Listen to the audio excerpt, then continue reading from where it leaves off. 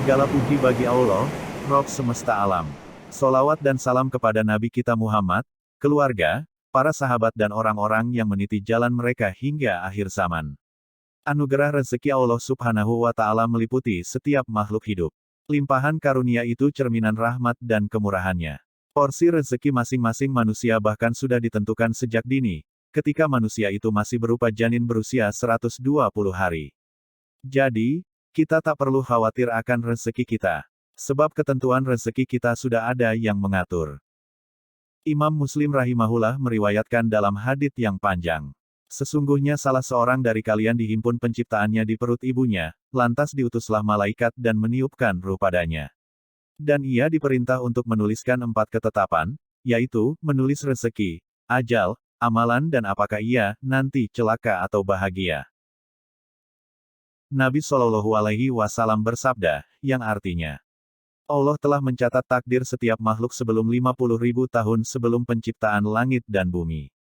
Hadis riwayat Muslim. Dalam hadits lainnya disebutkan, sesungguhnya awal yang Allah ciptakan setelah arsy, air dan angin adalah kolam, atau pena. Kemudian Allah berfirman, tulislah. Pena berkata, apa yang harus aku tulis? Allah berfirman, tulislah takdir berbagai kejadian dan yang terjadi selamanya. Hadis riwayat At-Tirmidzi.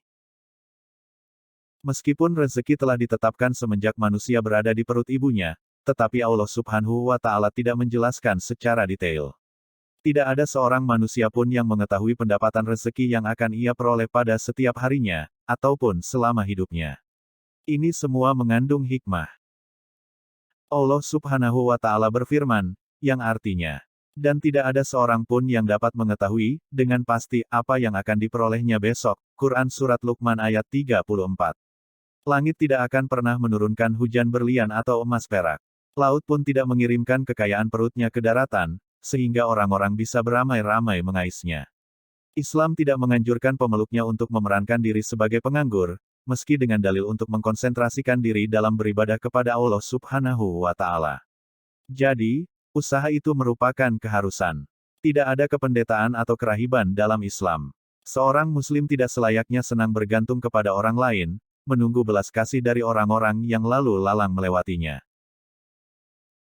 Renungkan firman Allah Subhanahu wa Ta'ala, yang artinya, apabila telah ditunaikan salat, maka bertebaranlah kamu di muka bumi, dan carilah karunia Allah dan ingatlah Allah banyak-banyak supaya kamu beruntung.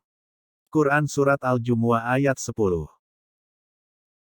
Al-Qurtubi rahimahullah mengatakan, berpencarlah kalian di bumi untuk berdagang, dan untuk memenuhi kebutuhan-kebutuhan kalian, serta untuk mencari sebagian dari rezeki Allah Subhanahu wa Ta'ala.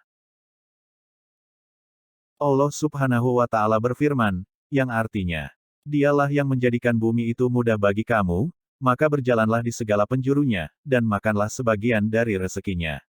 Quran Surat Al-Mulk ayat 15.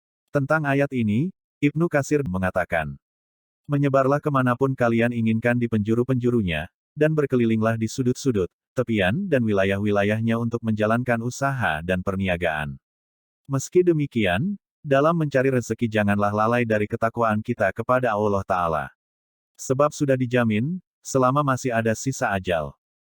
Ibnul Qayyim berkata, fokuskanlah pikiranmu untuk memikirkan apapun yang diperintahkan Allah kepadamu.